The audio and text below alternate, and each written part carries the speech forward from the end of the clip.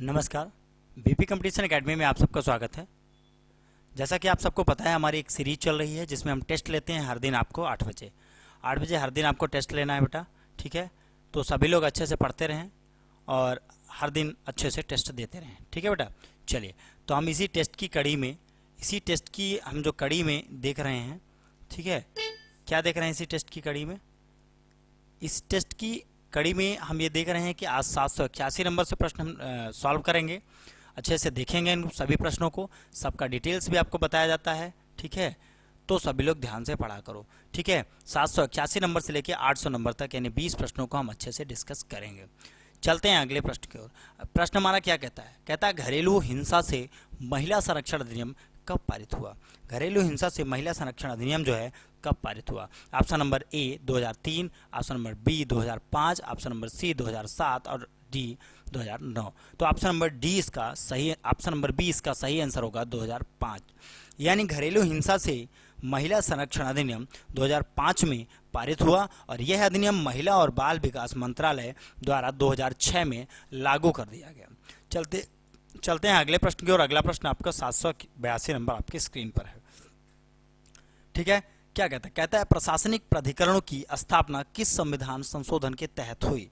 तो जब सब प्रशासनिक प्राधिकरणों की स्थापना की बात करें 40वें, 41वें, 42वें, 44वें, सही आंसर की बात करें तो ऑप्शन नंबर सी जो है इसका सही आंसर 42वां हो जाएगा। यानी 42वें संविधान संशोधन के तहत इस संशोधन को मिनी संविधान के नाम से भी इसको जाना गया। चलते हैं अगले प्रश्न की ओर। अगला प्रश्न आपका 783 नंबर प्रश्न है, आपकी स्क्रीन पर है। कहता है भारत के संविधान मसौदे की जांच के लिए निम्नलिखित में से कौन विशेष समिति का अध्यक्ष था?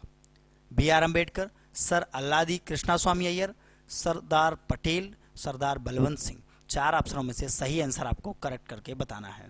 जब इन सही आंसर की बात कर लें तो ऑप्शन नंबर 20 का सही आंसर होगा सर अल्लादी कृष्णास्वामी अय्यर, ठीक है। चलते हैं अगले प्रश्न की ओर। 784 नंबर प्रश्न आपकी स्क्रीन पर है। क्या कहता है? कहता है निम्नलिखित में से एकमात्र गलत छांटिए। यदि गलत कथन को हमें छांटने की बात कर ले तो हम गलत कथन कौन सा छांटेंगे? गलत कथन पहला ध्यान से देखते हैं। केशवानंद भारती बनाम जो सुप्रीम कोर्ट ने फैसला दिया कि प्रस्तावना संविधान का एक अंग है, बिल्कुल सही है। अनुच्छेद 24 मार्शल लॉ से संबंधित है, ये भी बात सही है। भारतीय संविधान में न्याय का आदर्श रूपी यानी पूर्ववर्ती USSR संविधान से लिया गया है, ये भी सही है। तो ऑप्शन नंबर डी इसका आंसर गलत है, ठीक है। अंतिम सत्र गलत है ये, ठीक है। चलते हैं अगले प्रश्न पर, ठीक है। संविधान का अंतिम सत्र 24 जनवरी 1950 को लागू हुआ था, 26 जनवरी को नहीं, ध्यान से समझना। संविधान का जो अंतिम सत्र है वो 24 जनवरी 1950 को लागू हुआ था, ना कि 26 जनवरी। यहाँ 26 जनवरी दिया हुआ है। चलते हैं अगले प्रश्न की ओर। अगला प्रश्न है 785 नंबर आपके स्क्रीन पर। कहता है किस वर्ष जाति और धर्म से संबंधित अपराधों के लिए सजा देने के लिए नागरिक अधिकार अधिनियम की सुरक्षा पारित की गई थी? ठीक है, कब पारित की गई थी? 1950 में, 1954 में, 1955 में, 1958 में। 4 ऑप्शनों में से सही आंसर आपको करेक्ट करके बताना है। जब इस पे 4 ऑप्शनों में से सही आंसर की बात कर लें तो ऑप्शन नंबर सी जो है इसका राइट आंसर होगा 1955। चलते हैं हम अगले प्रश्न की ओर। 786 नंबर प्रश्न आपके स्क्रीन पर है। क्या कहता है 786 नंबर प्रश्न? ठीक है, जल्दी से चलिए, चलते हैं 786 नंबर प्रश्न की ओर। निम्नलिखित पर ध्यान दीजिए। ये कहता है ध्यान दीजिए भाई, हम ध्यान कहाँ देना है हमें, वो चीज़ हमें देख लेते हैं। ठीक है, ध्यान देना है ऑप्शन नंबर डी पर। ठीक है, ऑप्शन नंबर डी कहता है इनमें से कोई नहीं, क्योंकि जितने भी स्टेटमेंट दिए हुए हैं वो सारे गलत हैं। ठीक है, राष्ट्रपति और राज्यपाल द्वारा जारी किए गए अध्यादेशों की अधिकतम आयु समान होती है। क्या होती है? अधिकतम आयु समान होती है, इसलिए ऑप्शन नंबर डी सही है, कोई भी कथन सही नहीं है। चलते हैं अगले प्रश्न की ओर। अगला प्रश्न आपके स्क्रीन पर है। ठीक है, 787 नंबर प्रश्न आपके स्क्रीन पर कहता है निम्नलिखित पर ध्यान दीजिए। राज्यसभा हर 6 साल से विघटित हो जाती है, विधान परिषद हर 6 साल में विघटित हो जाती है।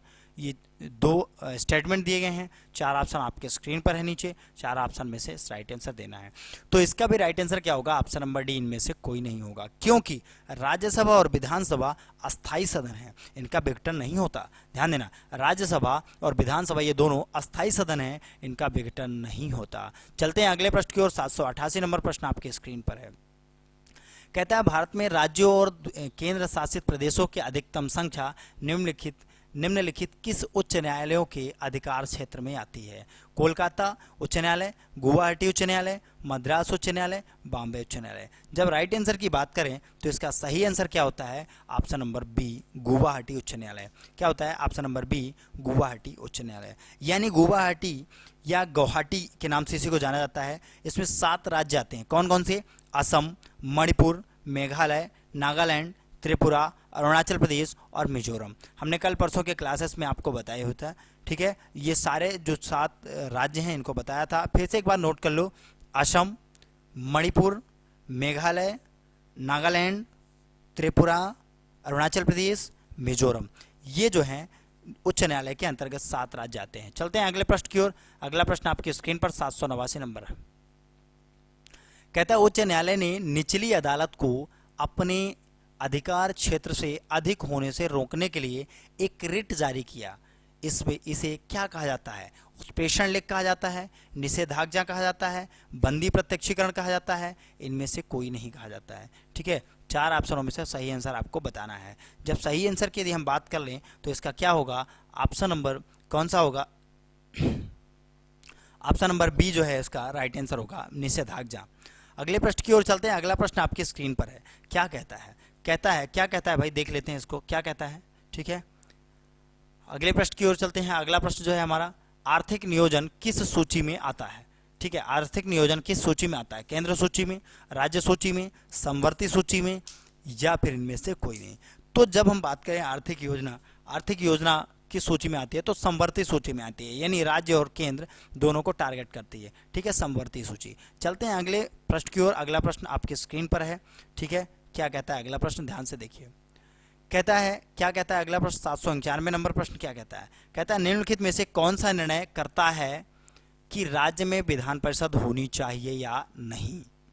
राष्ट्रपति करता है, विधानसभा करता है, प्रधानमंत्री करता है, या मुख्यमंत्री करता है?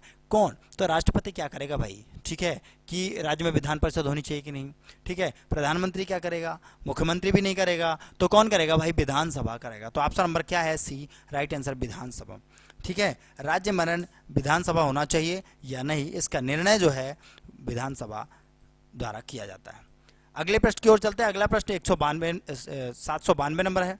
संथानम समिति की सिफारिशों पर निम्नलिखित कथनों में से कौन सा भारत में स्थापित किया गया था? केंद्रीय सतर्कता आयोग, केंद्रीय आर्थिक खुफिया ब्यूरो, विदेशी निवेश संवर्धन बोर्ड, खादी और ग्रामोद्योग आयोग। 4 ऑप्शनों में से सही आंसर आपको बताना है। 792 का सही आंसर क्या होगा? ऑप्शन नंबर ए सही आंसर होगा, केंद्रीय सतर्कता आयोग। चलते हैं अगले प्रश्न की ओर। अगला प्रश्न कहता है 793 नंबर। क्या कहता है? कहता है निम्नलिखित में से क्या एक दलीय सरकार की एक आवश्यक विशेषता है? ठीक है, एक दलीय सरकार की क्या आवश्यक विशेषता है?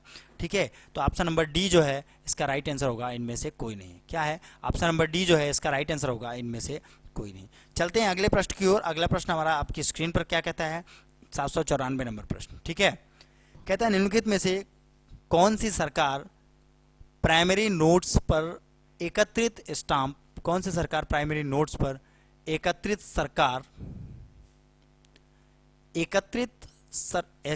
स्टाम्प ड्यूटी प्राप्त करती है? केंद्र सरकार 100%, राज्य सरकार 100%, केंद्र सरकार 75% और राज्य सरकार 25%, या केंद्र सरकार 25% तो राज्य सरकार 75%। जब इस पर बात करें कि एकत्रित स्टाम्प ड्यूटी की, तो इसका राइट आंसर क्या होगा? ऑप्शन नंबर बी, राज्य सरकार 100%। चलते हैं अगले प्रश्न की ओर। अगला प्रश्न 795 आपकी स्क्रीन पर क्या कहता है? ध्यान से देखते हैं। अगला प्रश्न 795 कहता है भारत के राष्ट्रपति प्रधानमंत्री के बारे में निम्नलिखित कथनों पर ध्यान दीजिए। कुछ कथन नीचे दिए गए हैं, उनमें राष्ट्रपति और प्रधानमंत्री के बारे में बताना है। तो इनमें से क्या होगा?